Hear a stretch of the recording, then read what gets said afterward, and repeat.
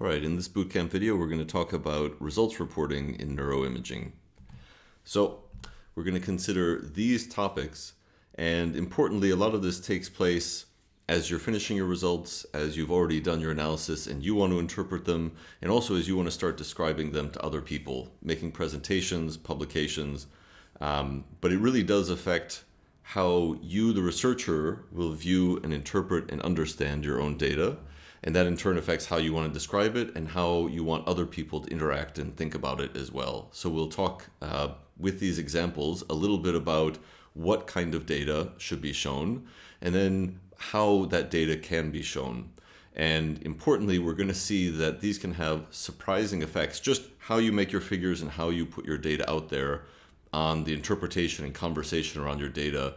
And we'll show how this really affects a lot of conversations that are happening around interpretation of results, cross-study comparisons, meta-analysis, variability, and reproducibility.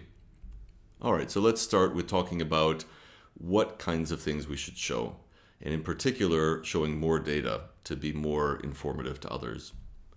So for some reason, historically, there's a tendency to show only statistical values in figures. So you show a brain image and the overlay, the kind of colorful part that's shown, is just the statistic information. However, in many cases, we actually do have effect estimates that go along with it. And this raises the question, is the statistic value the only thing we should really care about in neuroimaging? And by care about here, we mean publish, look at, try to interpret and understand. Okay, so are statistics the only result? Well, here's an example of statistics from an analysis. This applies pretty generally, but this is from a task-based FMRI study with visual stimulus and also an auditory stimulus. And if we look at this and try to interpret our results, we get some information from this. We can see based on where our t-stat with this many degrees of freedom, where it's large and positive, which is red, and where it's large and negative, which is blue. Okay, but this is a task-based fMRI study, and actually we do have something like an effect estimate, because especially if you're using AFNI Proc and you've used the scale block, the fMRI bold signal, which when you input it has no units, during your processing, using the local voxelwise scaling in AFNI at least, you can have a reasonable estimate of bold % signal change locally. So that means that you can look at for every voxel, not just where there might be statistical significance or large magnitude statistical values, but you can actually get a sense of what the local bold % signal change is. Now notice immediately you find out some useful information here. You get a sense of the scale of local bold % signal change. You would not have that only from these images. These tell you where you have more significant results or results with maybe higher reliability, smaller variability compared to their effect estimate. But here you actually get to see it. And you notice there is different information contained here. You see that there's high statistics, but you see some more detail here. And importantly, knowing the scale of what you're measuring, the actual physical units, carries useful information in it, particularly if you want to compare across studies or really understand what's happening.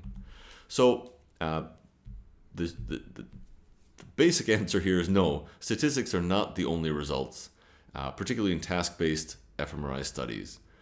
The effect estimates, or sometimes called point estimates, betas, or coefficients, are the physical response evidence.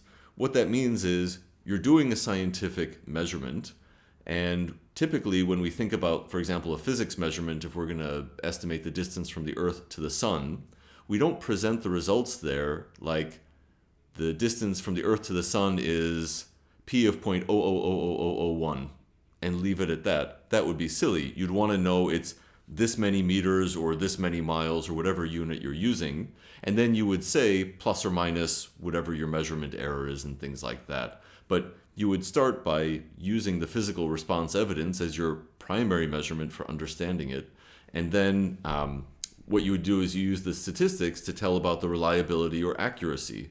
So statistics have no units. For example, t is just the ratio of the effect estimate to the uncertainty.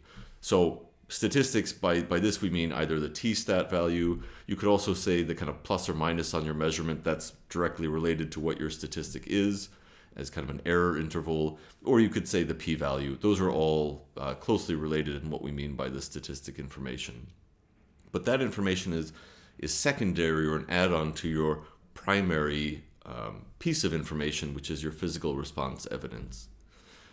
Now, why does this matter? Well, consider discussions that happen around finding statistically significant differences versus practically significant differences. So, for example, you might find that task A and B have a difference statistically of p of 0.00001. But is that something that really matters, or is that something that's measurably practical? Does that really affect something about the brain or show a real difference?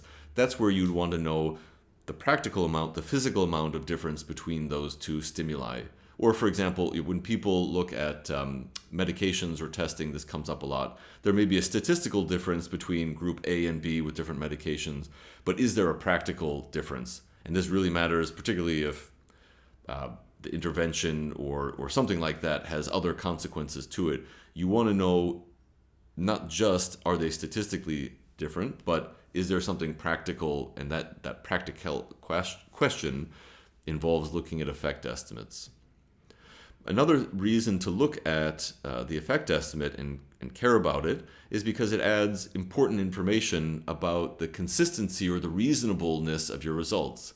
And anytime you get results out of a model or a computer program or anything, you want to give it kind of a sanity check. Is it possible that this is even reasonable? And effect estimates do that because, for example, we know what to expect for reasonable, bold signal changes. This is actually a very strong, reliable block design task, and you get plus or minus 1% bold signal change is actually pretty strong. So maybe 2 or 3% is going to be your strongest in here. We've seen studies that actually when you see their effect estimate that they get from the model initially, it was something like plus or minus 20% throughout the brain. And that's just physically not possible. So there must be a mistake in the modeling in that case. So looking at the bold percent signal change that you get along with your modeling can inform you about the reasonableness of your modeling and possible problems in there. So that's very useful to have. Additionally, there are other ways that seeing the effect estimate helps you find modeling problems potentially, again, mostly related to the magnitude and the kind of sanity check of it. Okay, and can we even include both the effect estimate and the statistics? So if we've made the case that yes, it's important to, yes, we can. So we've looked at other parts in the videos here about how you can use the effect estimate as overlay and then use your statistic as threshold. And this not only allows you to accommodate both pieces of information, but it really uses them for what they actually represent. As I mentioned before, the statistic value is not really the result of your measurement. The distance from the Earth to the Sun is not some t-value or f statistic or p-value. What it is something that has units. So that's what you want to show there. So you can display your bold percent signal change with a color. And the statistical information tells you about the reliability of your measurement at every location. So you can use your statistic to threshold or to highlight the reliability there. So in this case, going back here, we can show the effect estimate colors, and then what we can do is we can apply this reliability information as a threshold, or we'll look at more at thresholding later in the videos here. So in that case, we're leaning into the strength and the meaningfulness of each of these quantities that both have value. And it's important to note, I'm not saying the statistic does not have value or utility. It does. It's just not the primary outcome often, and it should be used for its reliability role rather than its here's my effect type role, which it is not. And also, when reporting statistics, it is important to include fundamental information such as how many degrees of freedom are in the given statistic, and also importantly, were the tests one or two-sided. This is something that continues to surprise me in the field, that there is a lot of misunderstanding around one or two-sided tests and what it means. Almost all the questions we ask in neuroimaging are two-sided questions. Is A different than B? And you can split that up and ask, is A greater than B or is B greater than A? And show those in separate plots if you think you need to. You actually don't. But that is still a two-sided question even if you split it up. And this is something that actually, unfortunately, the way different software present this make it a little bit more difficult, I think, to get it right in the end about presenting results, and especially if you're going to threshold, to make sure that you're representing your results at the correct threshold, meaning what you think it means. So typically, if you're going to be safest doing a single two-sided test because most hypotheses are two-sided. And then in that case, for example, you might say two-sided or bi-sided results here at p of 0.001 and a given family-wise error rate, the alpha of 5%. And these would be your results.